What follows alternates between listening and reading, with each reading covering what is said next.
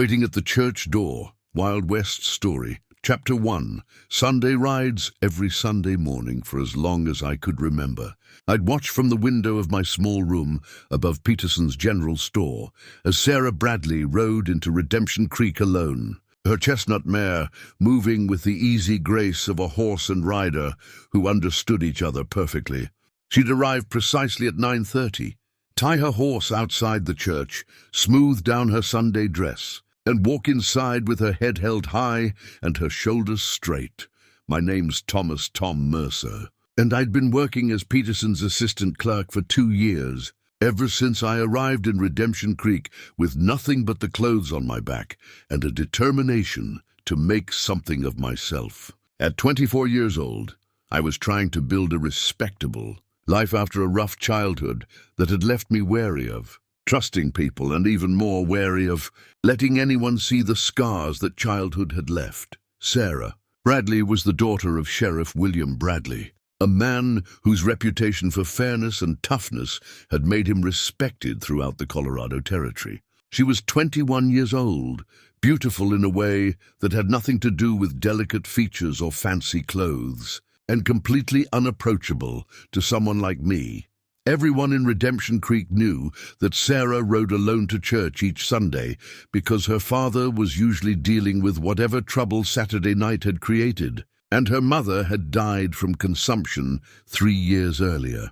The solitary rides had become part of the town's routine, as predictable as the church bells that rang at 10 o'clock and the way old man Peterson complained about Sunday being bad for business. What most people didn't know was that I'd been watching Sarah Bradley for almost 2 years, not in any improper way, but with the kind of admiration that a man feels for something beautiful and completely beyond his reach. She represented everything I wasn't: respectable family, community standing, confidence that came from never having to wonder where your next meal would come from.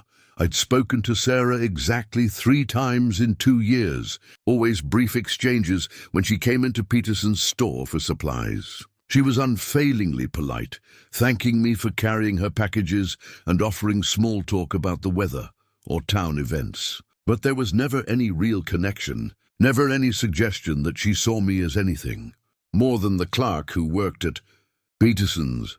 The first Sunday that changed my perspective on Sarah Bradley came about 6 months after I'd started working for Peterson. I'd been raised without religion, my childhood too chaotic and violent for anyone to worry about my spiritual education. But something about the church bells and the peaceful rhythm of Sunday mornings in Redemption Creek had started calling to me.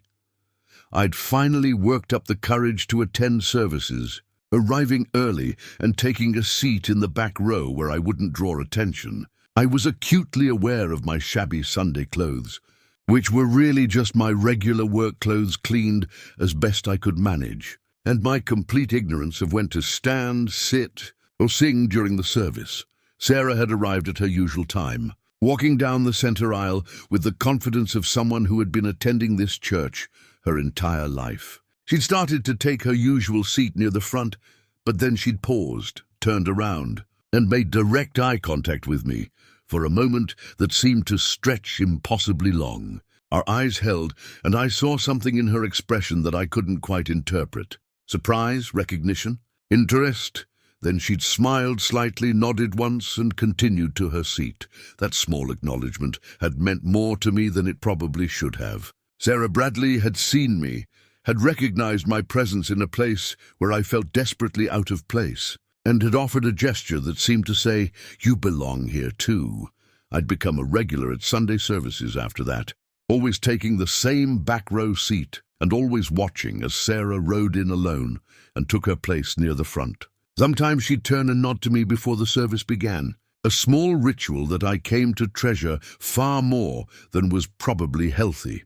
The second significant interaction came 3 months later, after a particularly moving sermon about forgiveness and second chances. I'd been so absorbed in the message, which seemed to speak directly to my own struggles with a violent past and uncertain future, that I hadn't noticed the service ending until people started filing out. Sarah had been waiting near the door as I exited, And she'd approached me with that same confidence that characterized everything she did.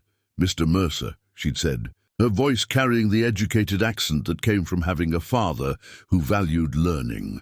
"I wanted to tell you that I'm glad you've been coming to services. The congregation is better for having you here." The statement had been so unexpected and so generous that I'd struggled to formulate a coherent response. "Thank you, Miss Bradley. That's kind of you to say. It's not kindness, it's truth," she'd replied. "My father says you're one of the hardest workers in town, and Mr. Peterson says you're completely honest, despite having every reason not to be. Those are qualities worth having in a community." The fact that Sarah and her father had been discussing me at all was shocking, but even more surprising was the implied message. She saw something in me beyond the rough-edged clerk with a mysterious past. After that conversation, I'd started paying more attention to Sarah's Sunday rides, noticing details I'd overlooked before. She always rode the same horse, a chestnut mare she called Copper. She always wore the same blue dress, which I eventually realized was probably her only good Sunday dress, maintained with the kind of careful mending that suggested limited resources despite her father's position. Most importantly, I noticed that Sarah Bradley rode alone, not just because her father was busy, but because she seemed to prefer solitude. She never joined the groups of young women who clustered together before and after services, never participated in the social gossip that occupied so much of small-town life. She was friendly but separate, part of the community but somehow apart from it. I understood that feeling intimately, having spent my entire life on the outside of normal social circles. Maybe that was why I felt such a connection to her, even though we'd barely spoken and came from completely different worlds. The third significant interaction happened on an autumn Sunday, 6 months before the day that would change everything. I'd been helping Old Man Peterson unload a supply wagon when Sarah had ridden past on her way to church. And something had spooked her usually calm mare. Copper had reared suddenly, nearly unseating Sarah, and had then taken off at a dangerous gallop down the main street. Without thinking, I jumped on Peterson's delivery horse and given chase, catching up to them just as Sarah managed to regain control and calm her frightened mount. "Are you all right?" I'd asked, my heart pounding from the adrenaline and fear I'd felt watching her struggle with the horse. Sarah's face had been pale but composed, her hands steady on the reins, despite what must have been a terrifying experience. "I'm fine, thank you. Something startled Copper, but she's calm now. What spooked her?" I'd asked, scanning the area for obvious threats. "I don't know," Sarah had admitted. "She's usually completely steady. I've never known her to react like that to anything." We'd ridden together slowly back toward the church, and in that short distance something had shifted between us. The careful formality that had characterized our previous interactions had given way to easier conversation, and I'd found myself telling her about my experience with horses during my rough childhood. "You have good instincts," Sarah had observed as we reached the church. "Not everyone would have reacted so quickly to help a stranger." "You're not a stranger." "Miss Bradley," I'd replied without thinking. Her expression had shown surprise and something that might have been pleasure. "No, I suppose I'm not. Not anymore." That had been 6 months ago, and in the time since, our interactions had gradually become less formal. Sarah had started stopping by Peterson's store more frequently, always with legitimate business, but staying longer than necessary to chat about books she was reading or observations about town life. I'd continued attending church services, and Sarah had started sitting closer to the back row where I positioned myself. People had begun to notice, of course. Small town gossip being what it was, speculation had started circulating about the sheriff's daughter and the mysterious clerk with the rough past. Some of it was cruel, suggesting that Sarah was lowering herself by paying attention to someone like me. Some of it was romantic, painting us as star-crossed lovers from different social spheres. Sheriff Bradley had finally addressed the situation 3 weeks before the Sunday that would change everything. He'd come into Peterson's store ostensibly to buy tobacco, But really, to have a conversation with me, Mr. Mercer, he'd said bluntly, I understand you've been spending time with my daughter. My heart had hammered against my ribs as I'd prepared for the warning or threat that I assumed was coming. Yes, sir. Nothing improper, I assure you. Bradley had studied me with the careful attention of a man trained to evaluate character and spot deception. I know it's nothing improper. If it was, we'd be having a very different conversation. He'd pause before continuing. Sarah is a grown woman who makes her own decisions about who she spends time with. But she's also my daughter, and I have a father's natural concern about the men who might be courting her. The word courting had hung in the air between us like smoke. Sir, I have no expectations, I'd said carefully. Miss Bradley has been kind to me, but I understand the difference in our circumstances. Do you? Bradley had asked. Because from where I'm standing I see a young man who works hard, stays out of trouble, and treats my daughter with respect. Those things matter more to me than whatever rough past you're trying to put behind you. The conversation had ended with an understanding that felt like grudging approval, though Bradley had made it clear he'd be watching carefully to ensure his daughter wasn't hurt by whatever relationship might develop. The Sunday that changed everything started like all the others. I woke before dawn in my small room above Peterson's store, dressed in my carefully maintained Sunday clothes, and prepared for the weekly routine that had become the highlight of my existence in Redemption Creek. But this Sunday felt different somehow, charged with an anticipation I couldn't quite explain. Maybe it was the way the autumn light painted the mountains in shades of gold and crimson. Or maybe it was simply that I'd reached a point where watching Sarah Bradley from a distance was no longer enough. I arrived at the church earlier than usual, taking my customary seat in the back row and watching as other congregation members filed in. The Hendersons with their 5 children, old widow Morrison, who never missed a service despite her advanced age, the Whitfield family, who owned the largest ranch in the county, and dozens of other familiar faces that made up the social fabric of Redemption Creek. At 9:30 precisely, I heard the sound of hoofbeats that always announced Sarah's arrival. Through the church's open door, I could see her dismounting from copper with practiced ease, smoothing down her blue Sunday dress and walking toward the entrance with her usual confident stride. But this time, instead of walking directly inside as she always did, Sarah paused at the church door. She stood framed in the doorway, backlit by the morning sun, and she was looking directly at me.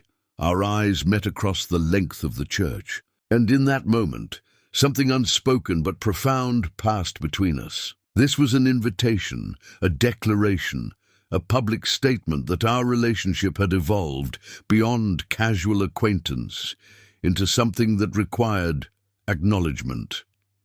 I stood slowly, acutely aware that every person in the church was now watching this interaction with intense interest. Small-town dramas being what they were, this moment would be discussed and analyzed for weeks to come.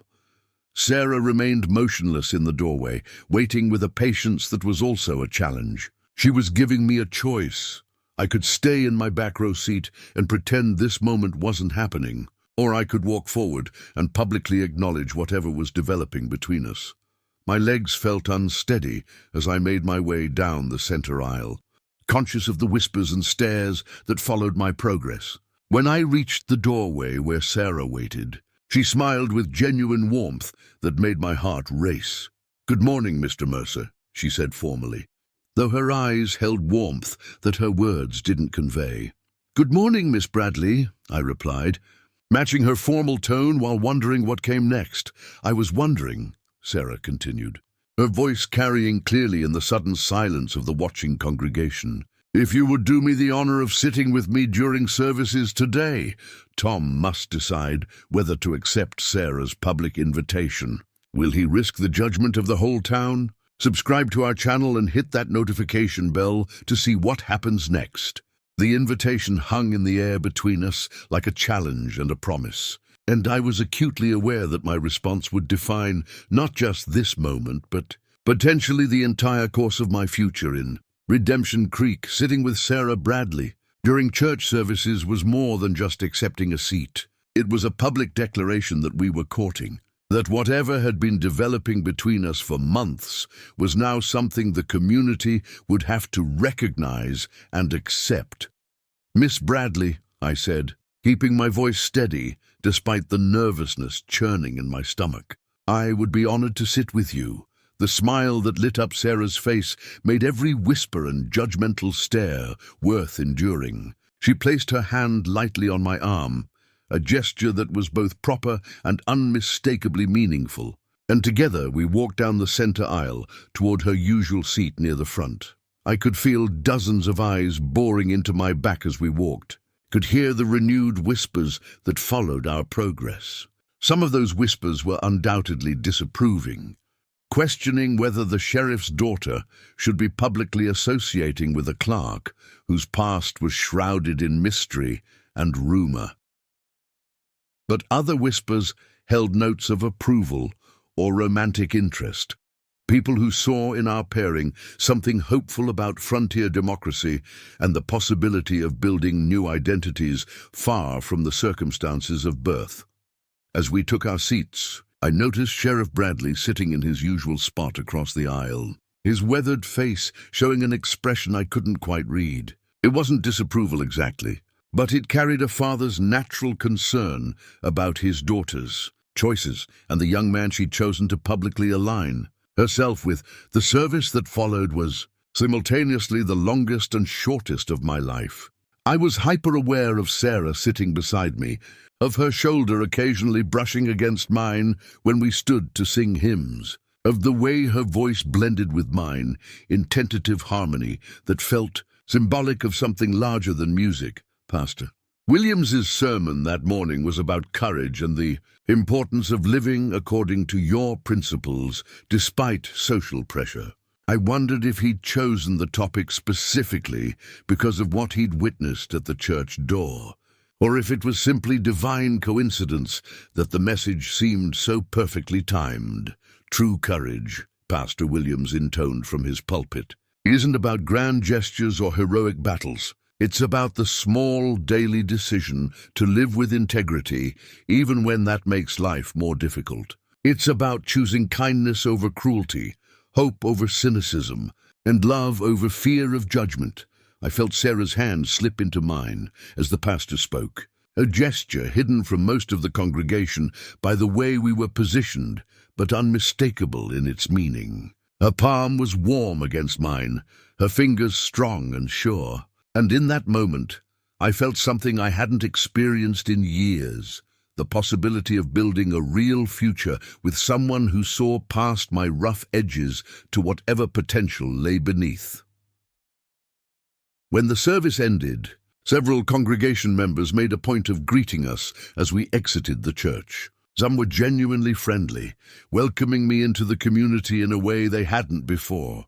Others were more reserved, their politeness barely concealing disapproval or curiosity about the man who had captured Sarah Bradley's attention. Old Widow Morrison approached us with the directness of someone too old to care about social niceties. "It's about time, Sarah," she announced loudly enough for nearby people to hear. "You've been making eyes at this young man for months. Glad to see you finally did something about it." Sarah's face flushed slightly, but she didn't deny the widow's characterization. "Mrs. Morrison, may I formally introduce Thomas Mercer? Tom, this is Mrs. Morrison, who's known me since I was born and apparently feels entitled to comment on my personal life." "Someone has to," Mrs. Morrison replied without apology. "Your father's too busy being sheriff to properly manage your courtship, and your mother, God rest her soul, isn't here to guide you. So I'm taking it upon myself to tell you both that you make a fine couple, and anyone who has a problem with that can answer to me." The widow's fierce endorsement seemed to break the ice with several other congregation members who had been hanging back uncertainly. Within minutes, Sarah and I found ourselves at the center of a group of well-wishers offering congratulations and invitations to various social events. Sheriff Bradley approached as the crowd began to thin. his expression still difficult to read. "Sarah, Mr. Mercer, might I have a word with you both?" We followed him to a quiet spot beneath the large oak tree that shaded one corner of the churchyard. I prepared myself for whatever warning or conditions the sheriff was about to impose. But his first words surprised me. "Tom," he said, using my first name for the first time, "I want you to know that I've been making inquiries about your past. Not because I distrust you, but because a father has a responsibility to know who's courting his daughter." My heart sank as I realized that whatever rough details I'd tried to leave behind had probably been discovered, and were about to be laid bare. "I know that you grew up in mining camps throughout Colorado and Wyoming," Bradley continued. "I know that your father was a drunk who beat you regularly until you were big enough to fight back. I know that you left home at 15 and worked every rough job imaginable to survive. And I know that despite all of that, you've never been arrested, never cheated anyone, and never used violence except in self-defense." He paused, his eyes holding mine with intensity. "I also know that you've been saving every penny you earn with the goal of eventually buying your own business. Peterson tells me you're the most reliable employee he's ever had, and that you've been teaching yourself accounting and business management through books you borrow from his personal library. I hadn't realized that anyone was paying such close attention to my efforts at self-improvement, and the knowledge that Sheriff Bradley had been investigating so thoroughly was both intimidating and oddly validating. "What I'm saying, Tom," Bradley concluded, "is that I see in you exactly what my daughter sees, a young man who's working hard to build something better than the circumstances he was born into. That's the American promise in action, and it's exactly the kind of man I want courting Sarah." The relief I felt was so overwhelming that I had trouble finding words adequate to respond.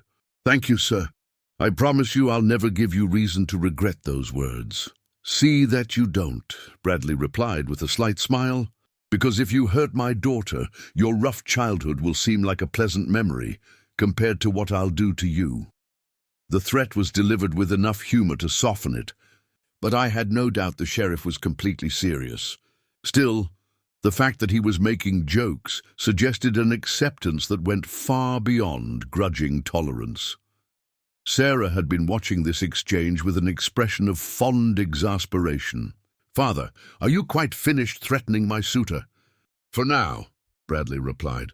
"But I reserve the right to resume threatening him at any time I feel it's necessary."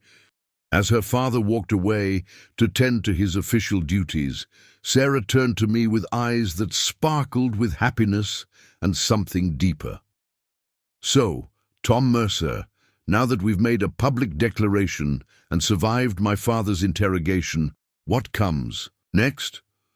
I thought about all the reasons this relationship was unlikely to work, our different backgrounds, my uncertain prospects, the social barriers we'd have to overcome. But I also thought about how Sarah's hand had felt in mine during the service, about the courage she'd shown by publicly choosing to wait for me at the church door, and about the possibility that maybe, just maybe, I'd found someone who saw me not as I'd been, but as I was trying to become. "What comes next," I replied, taking her hand again, "is that I court you properly, with your father's permission, Sunday dinners, church socials, and whatever else respectable courtship in Redemption Creek requires."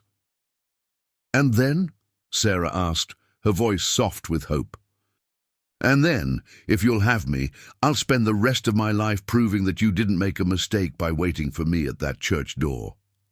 Sarah's smile was worth every uncomfortable moment of social scrutiny we'd endured that morning. "I didn't make a mistake, Tom. I made a choice, and I'm very good at making choices." As we walked together toward town, with Copper following docilely behind us, I thought about how profoundly my life had changed in the 2 years since I'd arrived in Redemption Creek with nothing but determination and hope. I'd found honest work, a community that was willing to accept me despite my past, and now a woman who saw past my rough exterior to whatever potential lay beneath. Sarah Bradley had ridden into town alone every Sunday for as long as I'd known her, a solitary figure who seemed to prefer her own company to the complications of social connections. But that morning, she'd waited for me at the church door, making a public declaration that changed both our lives forever. And as we walked together through the autumn morning, I realized that sometimes the bravest thing you can do is stop riding alone and invite someone to share your journey. What a beautiful love story. Tom and Sarah proved that courage and character matter more than circumstances of birth. Hit that subscribe button and ring the notification bell for more heartwarming tales of love and acceptance in the Old West. Share this touching story with everyone who believes in second chances and the power of choosing love over fear. What was your favorite moment in their journey from admiration to courtship? Let us know in the comments below.